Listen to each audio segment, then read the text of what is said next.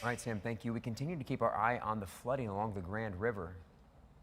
Vehicles probably won't be able to access all of the homes in the area much longer. It is expected to get worse in the coming days, and we could see more rain in the forecast. 13 on your side's meteorologist Blake Hansen in Grand Rapids with more on that this morning. Blake, where are you, and what are you seeing?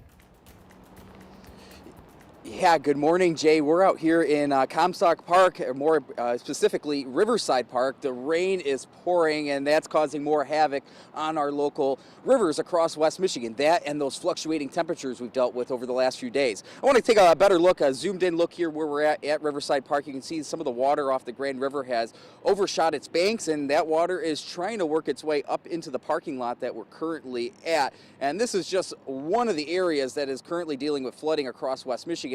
The greatest impacts are being felt in Ottawa County, more specifically in the Robinson Township area. On Sunday, a significant ice jam worked its way through Robinson Township. It actually destroyed the local river gauge that's by the M231 bridge. Now, Ottawa County Emergency Management indicates the ice jam has moved downstream to near the Connor Bayou area. So again, if you're in Robinson Township, in those nearby areas along the Grand River, keep note that there are significant ice jams still ongoing in that portion of the Grand River. Now, with a half-inch of rain on the way, even potentially upwards of an inch of rain, the Kent County Emergency Management says they're looking out for weak spots in the ice where sheets or chunks of ice can break off and get stuck, blocking the flow of the river. Take a listen to their concern.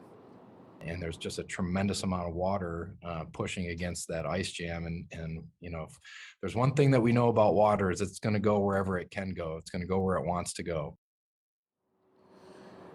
Ice jams and river flooding, obviously notoriously unpredictable, and this can lead to water levels rising much faster than normal, especially here on the Grand River. Anyone living in this area should prepare for rising river levels and also some minor flooding, and have a plan to move safely on a very short notice. We'll keep you covered on the flooding that is currently ongoing on our local rivers and any additional flooding that does occur over the next few days with the rainfall that's ongoing right now and the still fluctuating temperatures. But for now, here in Comstock Park in Kent County, Blake Hansen, 13 on your side.